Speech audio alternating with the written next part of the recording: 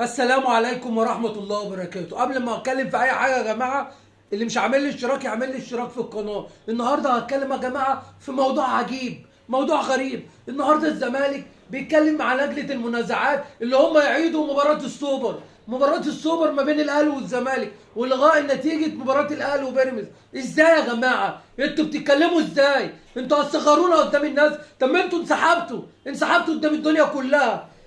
جه الوقت اللي انتوا عايزين تلعبوا المباراة بعد ايه؟ وكمان عايزين تلعبوها بكهربا؟ انتوا ايه ده؟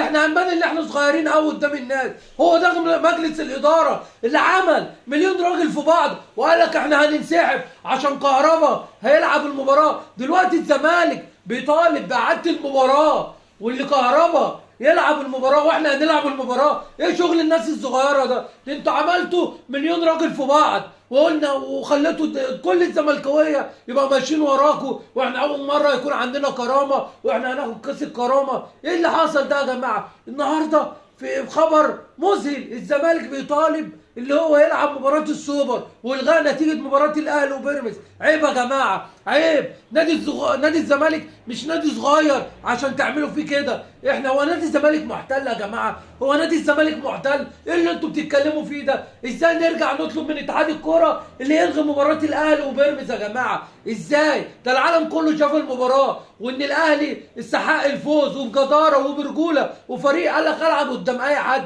الزمالك بيراميدز اللي انتوا هتحطوه العب قصاده. النهارده الزمالك عصب جمهوره، خلى جمهوره بقى قد كده بسبب اللي الزمالك بيطالب اتحاد الكوره ولجنه المنازعات بالغاء نتيجه مباراه الاهلي وبيراميدز، والزمالك وعدت المباراه والزمالك يقابل الاهلي فيها في وجود كهربا. عيب يا جماعه، احنا مش نادي صغير عشان تعملوا فينا كده. انتوا هتبانوا قدام الناس اللي انتوا ناس قد كده يا جماعه.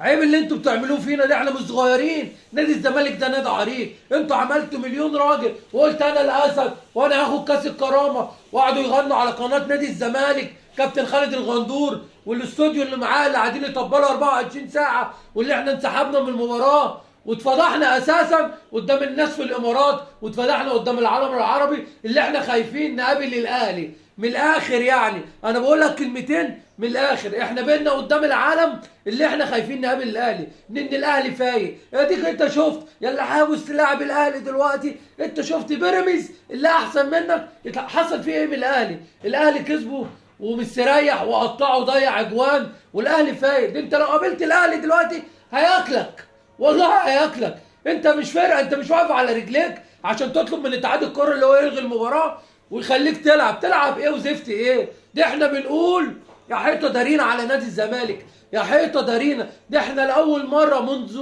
10 سنين الزمالك احتمال ما يشاركش في اي بطوله افريقيه. ده انتوا بتحاولوا تقنعوا جمهور الزمالك على قناه نادي الزمالك، القناه اللي ما عندهاش مصداقيه لجمهور الزمالك، اللي البطوله العربيه احسن من بطوله افريقيا. ليه انتوا بترموا الكلام ده؟ عشان خاطر نادي الزمالك مش عارف يحقق نتائج ويوصل للمركز الثاني او الثالث او الرابع عشان يلعب افريقيا. احنا مش عارفين نحقق مراكز من الاربعه الاوائل عشان نلعب في افريقيا. فعشان كده انتوا بتمهدوا لجمهور الزمالك اللي البطوله العربيه احسن بطوله افريقيا. ما تضحكوش الناس علينا اكتر من كده. احنا بقينا عبره، احنا بقينا نصعب على جمهور الاهلي. انا بعرف اهلاويه كتير وعندي على القناه وعندي على الفيسبوك وفي كل مكان. احنا بقينا صعبانين على جمهور الاهلي بسبب اللي بيحصل فينا من مجلس اداره مش عارف يدير النادي. شويه يقول لك انا الاسد واحنا هننسحب وخدنا كاس الكرامه، وشويه النهارده القرار اللي طلع وراح لاتحاد الكره اللي احنا عايزين نلعب المباراه. كفايه كده يا جماعه، كفايه كده. جمهور الزمالك ما يستاهلش كده. نادي الزمالك ده تاريخ. الكره في مصر يا جماعه اهلي وزمالك، الكره في مصر اهلي والزمالك. انتوا بتضيعوا سمعه النادي، انتوا ضيعتوا سمعه النادي ما في الكفايه، سواء في مصر ولا في افريقيا ولا في الدول العربيه. انت انسحبت اول امبارح جاي بعد ما الاهلي لعب وخد البطوله تقول نلعب المباراه. ايه شغل العيال الصغيره ده؟ ايه شغل العيال الصغيره ده؟ والله العظيم حسب الله ونعم الوكيل يا جماعه.